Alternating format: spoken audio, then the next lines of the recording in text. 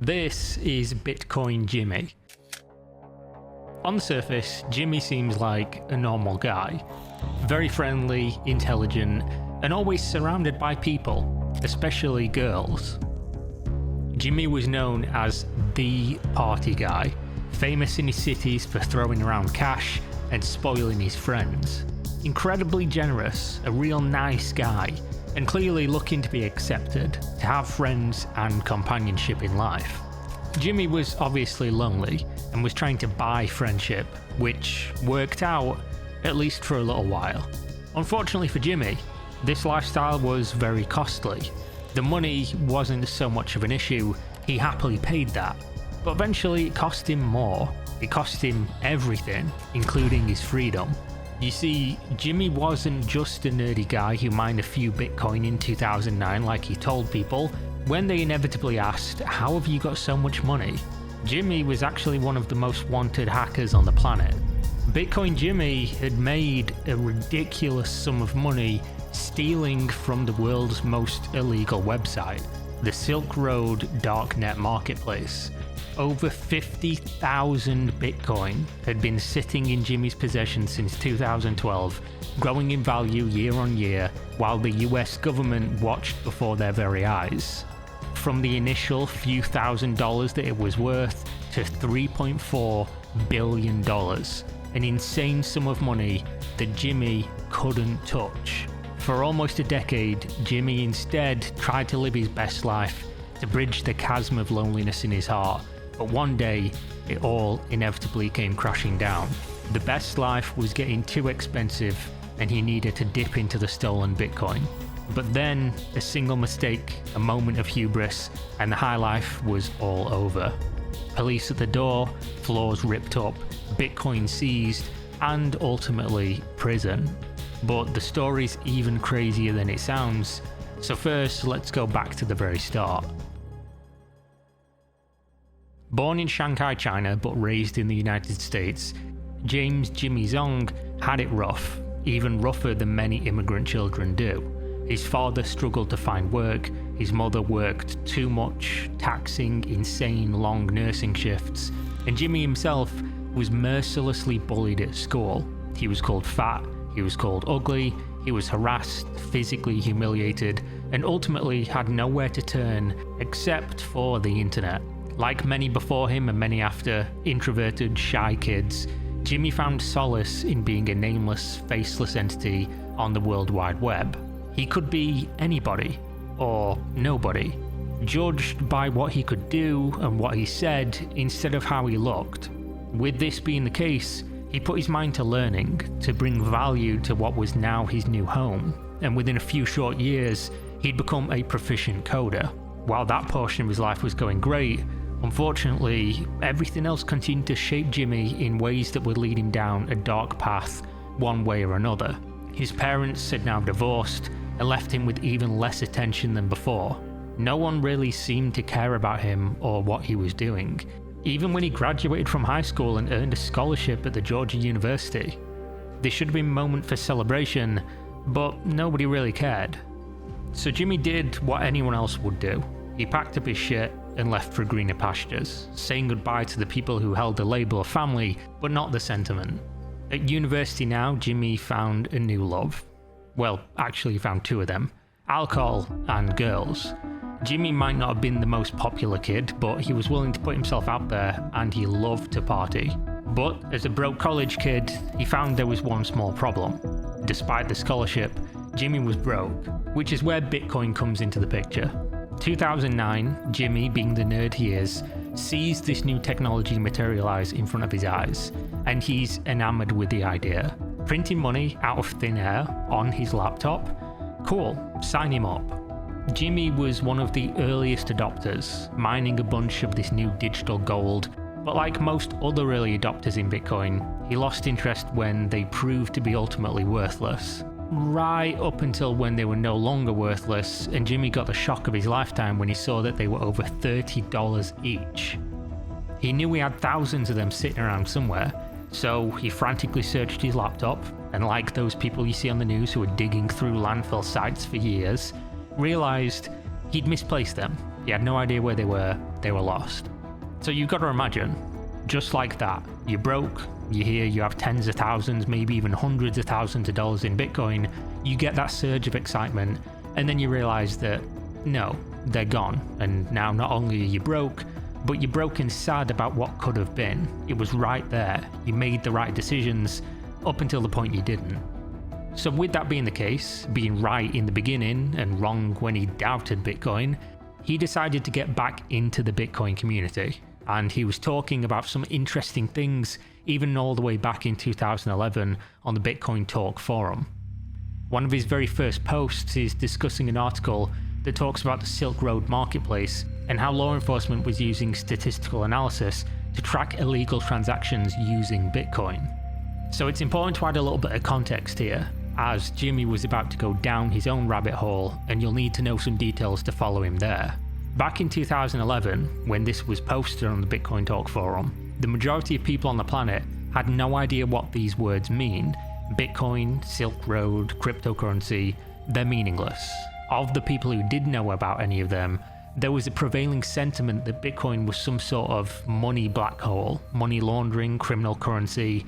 People sincerely believed it was impossible to track, like magic, basically. Add in the Silk Road, a marketplace hosted on the darknet that was started by a guy who called himself Dread Pirate Roberts, and you have a reality that's stranger than fiction for normal people hearing any of these concepts for the very first time. Try to explain to a normal person in 2011 people using magic internet money on some version of the internet that's deep and dark to buy drugs from a person called Dread Pirate Roberts. They're probably going to look at you like you're insane, because if you did know this stuff back then, it was insane. But for people like Jimmy, the ones in the technical trenches, knowing that Bitcoin was technologically traceable, even more so than any other form of currency, this was all very silly, which is why you can also see Jimmy talking about mixing Bitcoin using the then most popular Bitcoin exchange website, Mt. Gox. Mixing refers to making your Bitcoin untraceable by breaking the on-chain link between wallets. To give a simple example, let's say I have one Bitcoin in the wallet and I send it to your wallet. Anybody in the world can then see that on-chain transaction from my wallet to yours. But if an exchange has a wallet with loads of Bitcoin going in and out, I send my Bitcoin there, it gets mixed with a bunch of other stuff, a brand new wallet with no transaction history is made, and then withdraws that Bitcoin from the exchange. There's no way to see any link through on-chain data. The caveat here is that the exchange will have a record of which wallet sent in the Bitcoin and which wallet it went to. But if you were just to simply use a fake name and address, and the exchange didn't cooperate with law enforcement, your transaction becomes a ghost. Do this multiple times, using multiple exchanges, multiple wallets, or mixing programs, and you're well on your way to hiding Bitcoin from any prying eyes. There are caveats to this, but we'll go over them a little bit later. The question then becomes, why? Why would you want to do this? And the simple answer is usually crime. It's almost always crime. For Jimmy to be discussing this at the time, however, was more than likely for him a curiosity and technical interest. For now, anyway. I'm now going to assume you know what the Silk Road was, but if not, there's tons of videos on my channel about it, going into every minor detail and retelling some of the most insane and interesting stories from that legendary time in internet history. But for a brief overview, it was an anonymous website hosted on the darknet that existed to facilitate the buying and selling of illegal substances using Bitcoin as the primary currency. Jimmy, who had been earning money by contributing to the Bitcoin ecosystem by running gambling websites he'd created, mining Bitcoin, and more, was spending wild sums of cash partying all the time. Some of that partying, of course, involved substances purchased from the Silk Road, which he'd also taken a great interest in regarding how it worked on a technical level. The Silk Road was a merger of all the things he was interested in. But in around September of 2012, Jimmy discovered that the Silk Road, created by a clear novice developer, had a critical flaw in their withdrawal process. Jimmy tried to withdraw some of the Bitcoin he had in escrow on the website, and realized that the withdrawal had processed twice, doubling the Bitcoin he'd requested. On September 19th, Jimmy tried it out again, this time with a 500 Bitcoin deposit, which sounds insane by today's standards, but back then wasn't a crazy sum of money, and that resulted in 3,500 Bitcoin received. He was essentially doing an infinite money glitch in a video game, but with a drug lord's money. A drug lord who would later go on to hire hitmen to have employees and enemies alike murdered, or at least that was the plan, but that's a different story. Jimmy, the nerdy kid who'd been bullied his whole life, was now stealing from the notorious Dread Pirate Roberts, but not just a few $100s, but tens of thousands, hundreds of thousands of dollars at a time. And the funny part is, he was talking about it publicly as well. On September 21st, he posted to Bitcoin Talk forums discussing his interest in tracking the Silk Road Bitcoin wallets, where the money was being moved to, when it was being moved, how many Bitcoin was there. Jimmy showed that he knew it all, but what he wasn't mentioning was that he was siphoning off this money from the wallets himself, which is why he was tracking them in the first place. So to clear this up, this was a crime of opportunity. He didn't plan to do any of these things, at least not initially. He stumbled over the fact he could withdraw as much money as he wanted from these escrow wallets. And you've got to ask yourself, what would you do in this circumstance? It's an illegal website. Everyone's anonymous. At least they think they are anyway. You press a button, you double your money. Are you going to keep pressing the button? Where it became planned was when Jimmy created 9 additional accounts, loaded them up with Bitcoin, and continued to withdraw money that wasn't the Silk Road's, but was other users that they left in the website to purchase illegal substances. It didn't take long until what we're going to call a hack had been noticed by Dread Pirate Roberts himself, who then contacted Jimmy on the Silk Road to ask him about it. Weirdly, he didn't threaten Jimmy, he didn't even ask for the Bitcoin to be returned, he just wanted to know how to fix the issue so that it wouldn't keep happening. This was a recurring theme if you follow the management of Silk Road. Ross Ulbricht, the man behind the mask, would often employ hackers, of which there were many, due to the fact he had no experience developing something like this. After all, it's simple for him. The website can generate infinite money if it remains active, so keeping it alive is worth considerably more than anybody could steal in the process. But what becomes very clear if you go through the story of Dread Pirate Roberts is that he was a total novice to the world of building a criminal enterprise, and so was Jimmy. Instead of riding off into the sunset, he was posting threads on BitcoinTalk.org asking people how many Bitcoins they have, bragging about his new car, and ultimately remaining incredibly active discussing his life and Bitcoin. He did, of course, contradict himself sometimes and post claiming to be a millionaire with just a measly 5,000 Bitcoin, despite knowing he had over 50,000 just from the Silk Road hack he'd committed months prior. Perhaps this was the point he'd decided to distance himself from most of his wealth being illegally obtained from a dangerous and shadowy figure on a website full of criminals, which is probably a good idea.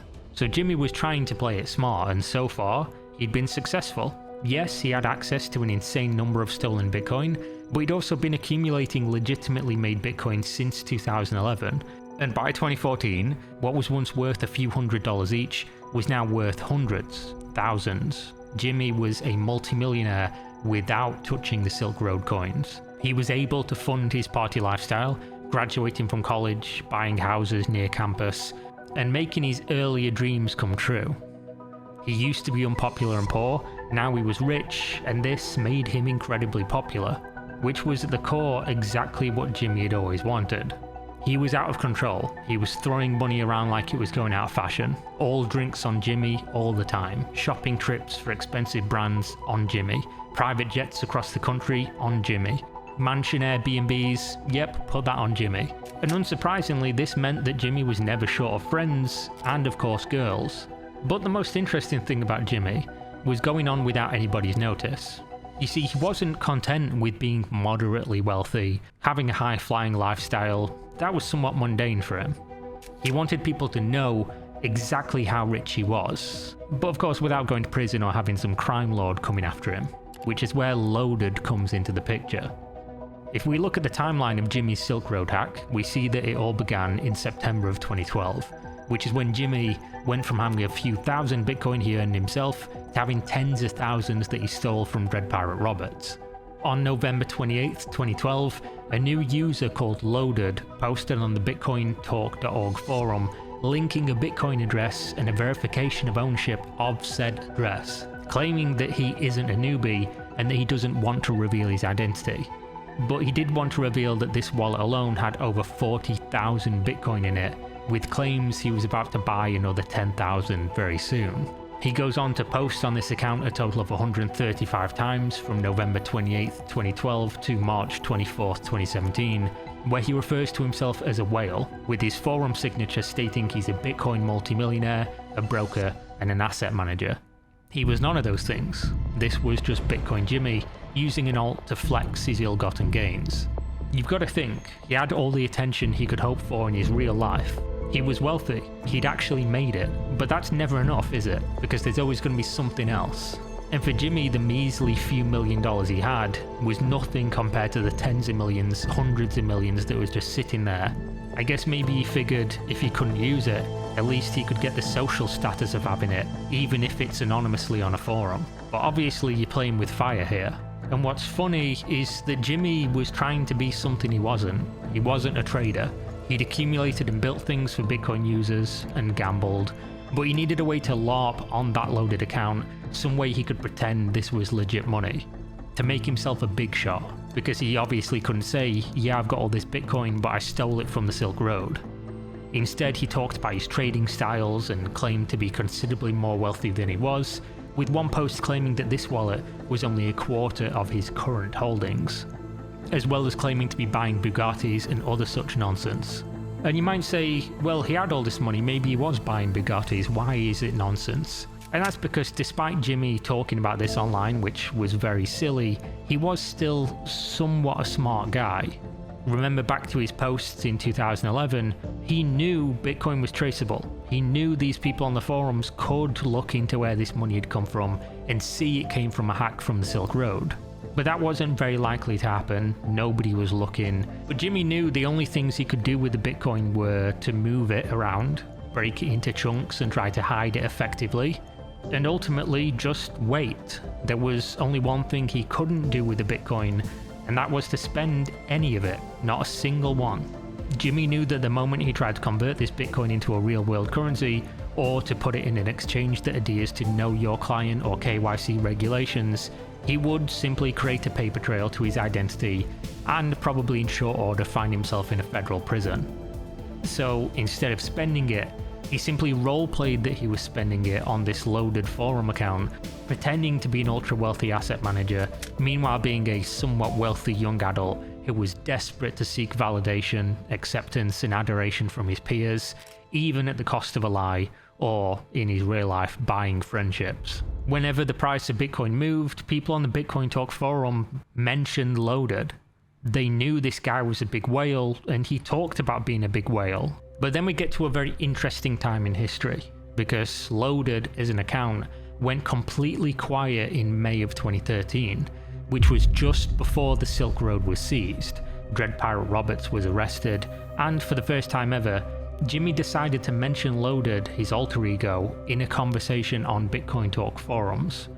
Users began discussing the successful FBI seizure of the domain and Silk Road funds. As soon as this happened, Loaded's wallet, which he had of course publicly disclosed to the Bitcoin Talk forum users, had begun moving his funds, which was very, very suspicious timing, and should have been an indicator for anyone with interest to look into where the funds had come from and why they were moving right now. But instead people speculated that it was time to panic. Maybe he was going to dump these Bitcoin on the market because the Silk Road's demise, which undoubtedly had helped Bitcoin go more mainstream, increasing its price substantially. With the news of the Silk Road going down and the American government having hundreds of thousands of Bitcoin that they could dump at any time, the market was going to be volatile anyway. People wasn't interested where the loaded Bitcoin had come from, they were just interested if he was going to dump them. And that's where Jimmy on his main forum account, MB300SD, which was stupidly named after his dream car that he now owned, responded to the speculation with the joke that, quote, maybe he's the real Dread Pirate Roberts. This all came to nothing, of course, and Loaded returned in November of 2013 when it seemed like the coast was clear, acting as if nothing had happened, but claiming to be holding close now to 200,000 Bitcoin. After having followed many such cases of hackers or criminals who can't help but talk about their life, even without what we're about to discuss and the mistakes he made, this stuff alone would eventually have led to the capture of Jimmy.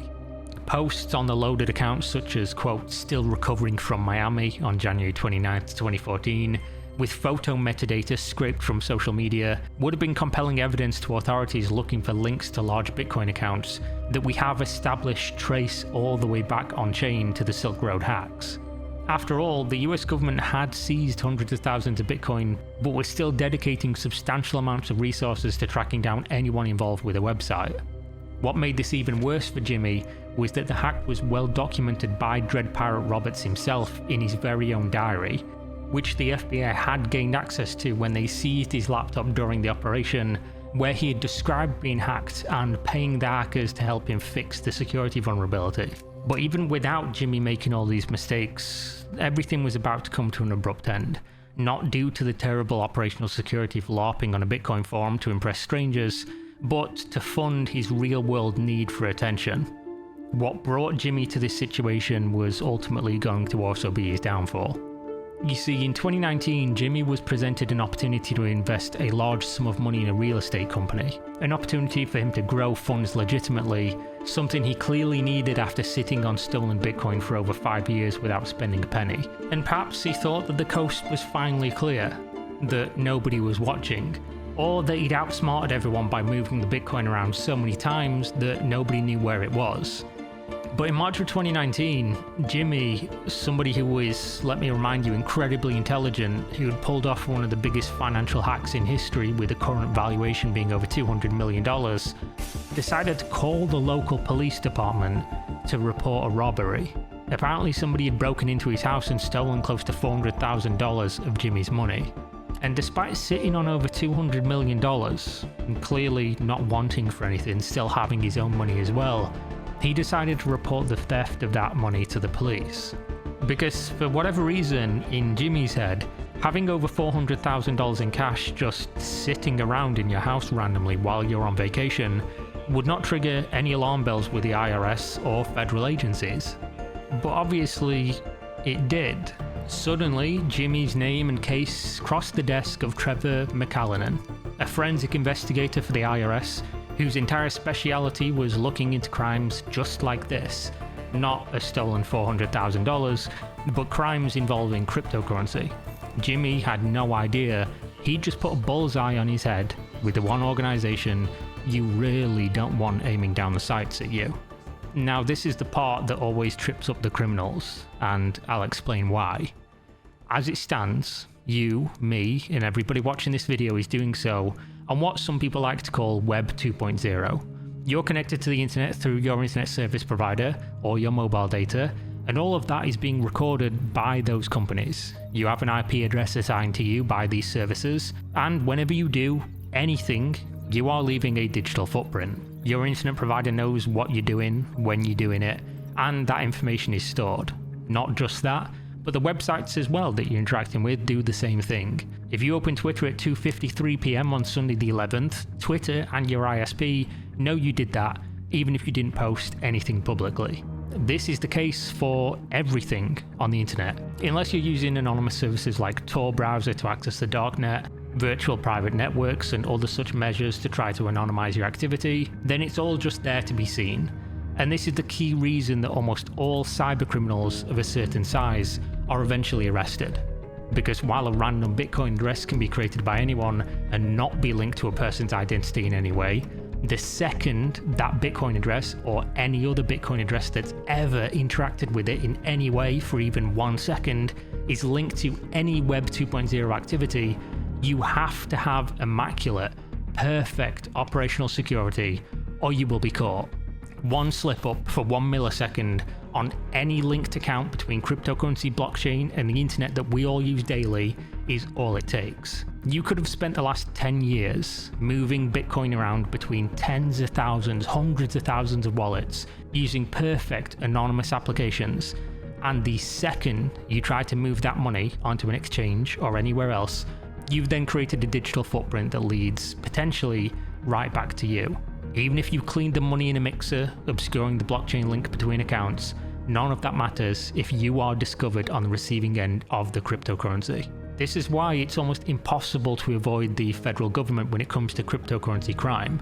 The only people that really escape are nation-state actors, as in people who work for countries like North Korea, Iran, Russia, whoever it's going to be, or maybe you're just lucky and the federal government never looks into your case. The ultimate flaw in any crime that involves cryptocurrency is that ultimately, crypto has to be turned into spendable money, or you've stolen rocks, or something else that's completely worthless forever.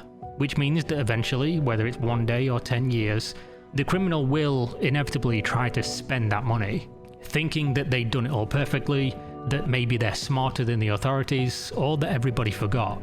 But 99.9 times out of 100, they're wrong.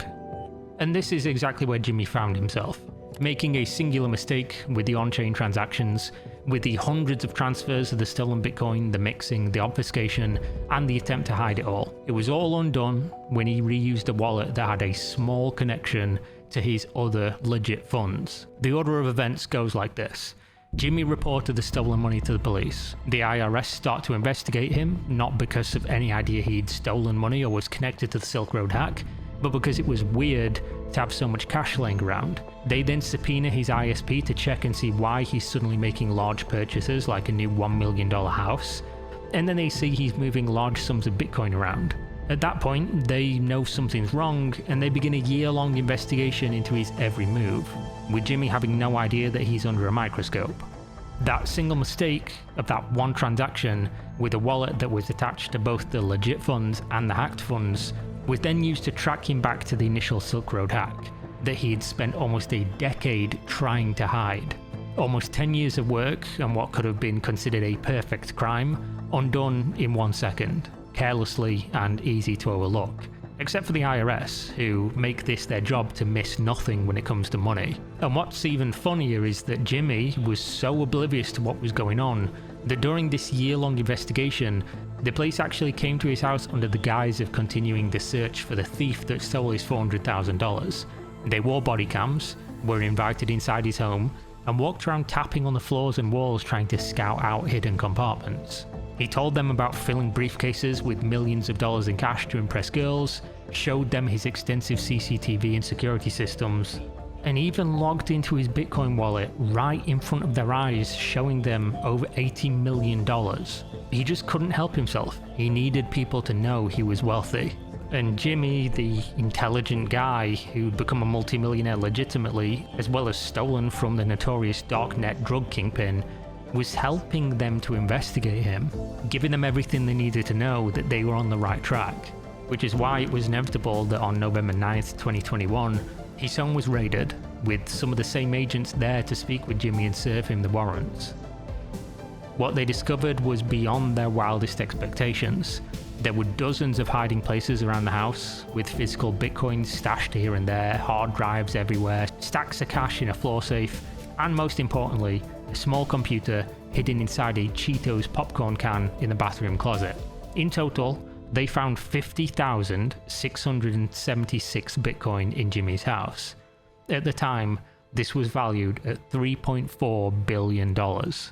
Jimmy, of course, had his day in court, where he was sentenced to just 1 year and 1 day in federal prison, which was handed down in April 2023, over a decade after the theft, and meaning that Jimmy is now once again a free man, though of course missing all the wealth he'd accumulated in the past decade. And that's the story of Bitcoin Jimmy. His successful heist of what was once a few $100,000 that eventually made him a billionaire in money that he couldn't spend. He stole from an illegal operation, became a criminal himself, LARPed about being a trader online for recognition, and used his own wealth to try and buy the things he'd been missing his whole life: companionship, acceptance, status. And if we go back to when he was robbed, when somebody had come into his house and stole a briefcase of $400,000, it's said from the private investigator that helped Jimmy as well as the police that this was probably somebody who knew him very well, which calls into question where the investment opportunity came from, and is also another example of how Jimmy throwing around his wealth and wanting to be accepted by people ultimately led to his downfall. That one moment where the money was stolen and he decided to report it, if that never happened, perhaps he'd never have been caught. If he wasn't doing this with people in real life, seeking status for having so much money, if he wasn't posting online trying to brag about his wealth, perhaps Jimmy would have actually gotten away with it all. It's a sad story really, for the reason of why he wanted the money and what he used it for, and likely the only reason he got caught in the first place. And also a very ironic story that he stole from criminals, became a criminal, then reported a criminal, resulting in him being caught and sentenced as a criminal. I guess it all goes full circle. Either way, thanks for watching.